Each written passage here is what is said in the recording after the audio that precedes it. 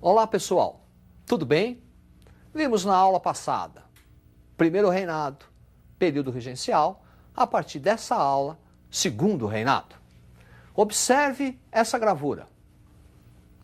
Uma sátira, D. Pedro, controlando, manipulando os dois partidos políticos do segundo reinado, o Partido Liberal e o Partido Conservador. No segundo reinado, vai ocorrer uma alteração na organização política brasileira. A adoção do parlamentarismo a partir de 1847, com a criação do cargo da presidência do Conselho de Ministros. Ocorre que aqui no Brasil o parlamentarismo vai funcionar de uma maneira inversa ao funcionamento do parlamentarismo clássico. Observe este quadro. Parlamentarismo inglês, o parlamento é que escolhe o primeiro-ministro. Portanto, no caso inglês, o primeiro-ministro, o poder executivo, é controlado pelo poder legislativo. No caso brasileiro, o rei indica, nomeia o primeiro-ministro. Sendo assim, o poder executivo é controlado pela monarquia. É isso que faz com que o parlamentarismo no Brasil seja caracterizado como ao contrário, inverso. E por quê? Não esqueça, a Constituição brasileira estabelece 4 poderes. Portanto, é pelo poder moderador que o rei pode nomear e demitir o primeiro-ministro, caracterizando a inversão. Também, no segundo reinado, nós vamos ter questões envolvendo o Brasil e a Inglaterra, o Brasil e países latinos. Primeiro, vamos analisar as tensões entre Brasil e Inglaterra. Observe o quadro. Tensões anglo-brasileiras. 1844, Tarifa Alves Branco. Representa o fim dos privilégios ingleses aqui no Brasil. Aqueles privilégios comerciais que os ingleses tinham desde 1810. Por conta disso, como resposta a isso, em 1845, Bill Aberdeen, que é uma medida da Inglaterra para coibir e proibir o tráfico negreiro. Qualquer navio brasileiro suspeito do tráfico negreiro, a partir de 1845, poderia ser aprisionado pelos ingleses. Como resposta a isso, 1850, aprovada a Lei Eusébio de Queiroz, importantíssima, representa o fim do tráfico negreiro. E em 1861, início da chamada Questão Christie. William Christie era o nome do embaixador inglês aqui no Brasil. São questões, primeiro, um navio inglês naufragou no sul e William Christie acusou a população brasileira de fazer uma pilhagem. Depois, no Rio de Janeiro, oficiais da marinha ingleses, meio embriagados, fazem uma arruaça, brigam com o sentinela e são presos. Esses 2 incidentes, mais a questão do tráfico negreiro, mais o fim dos privilégios ingleses aqui no Brasil, provocam a questão Christie, que vai até 1865, que é um rompimento das relações diplomáticas entre Brasil e Inglaterra. Depois, uma segunda questão, a questão Platina, que vai provocar a famosa Guerra do Paraguai. Observe esta imagem. Francisco Solano Lopes, presidente do Paraguai e responsável pela modernização do Paraguai. Modernização econômica. O Paraguai terá no século XIX um modelo econômico autossuficiente. Ele não será dependente da Inglaterra. E a Inglaterra não via isso com bons olhos.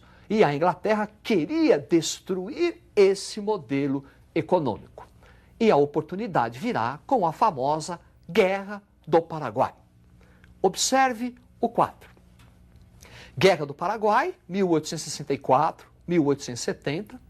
Causas: a expansão e o desenvolvimento econômico do Paraguai, A intervenção brasileira na região do Prata, o que hoje é Argentina e Uruguai, os interesses da Inglaterra em destruir o modelo econômico do Paraguai e a formação da Tríplice Aliança: Brasil, Argentina e Uruguai contra o Paraguai e com o apoio da Inglaterra.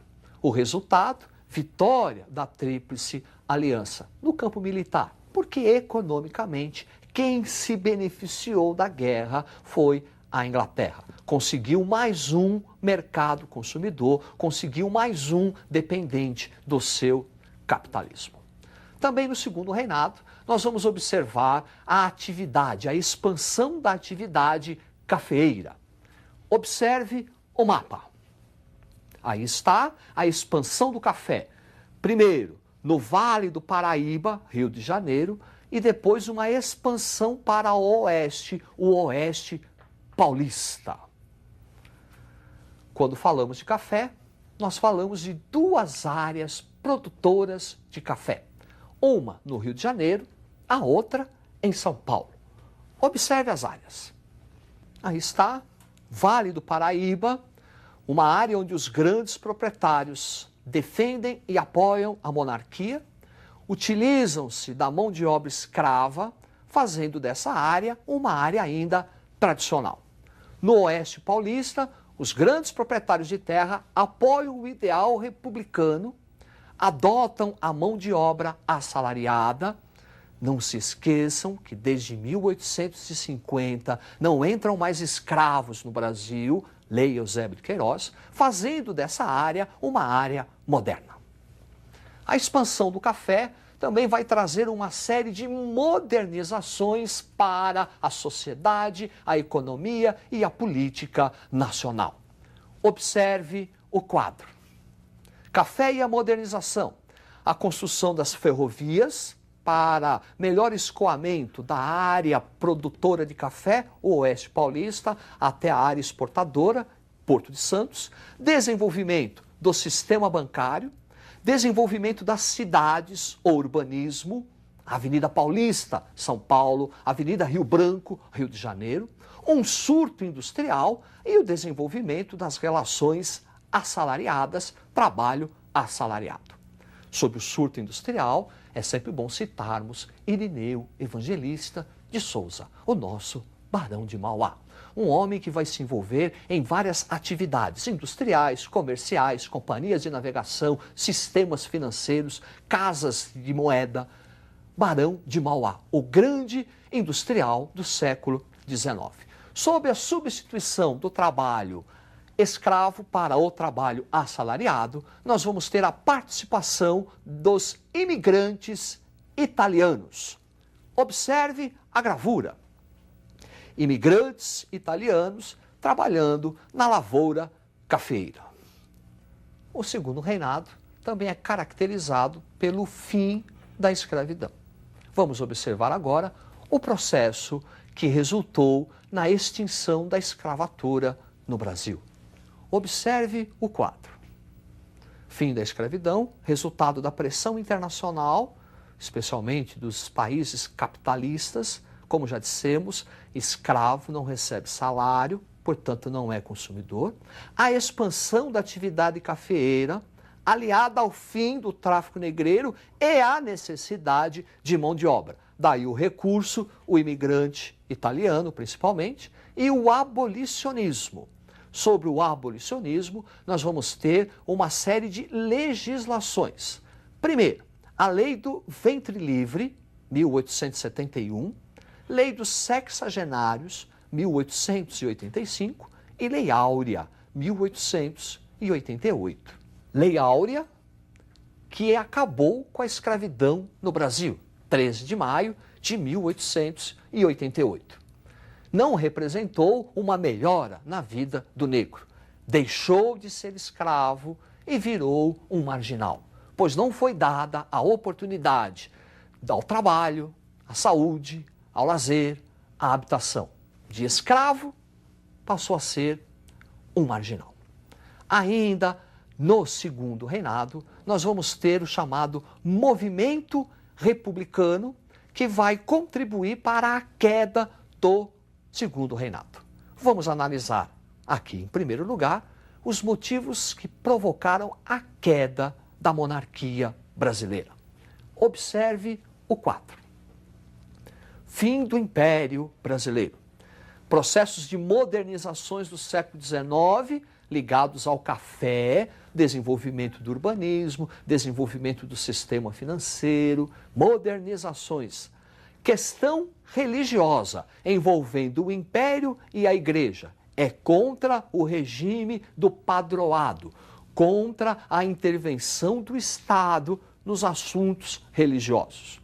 Desenvolvimento da questão militar, envolvendo o exército contra o Estado.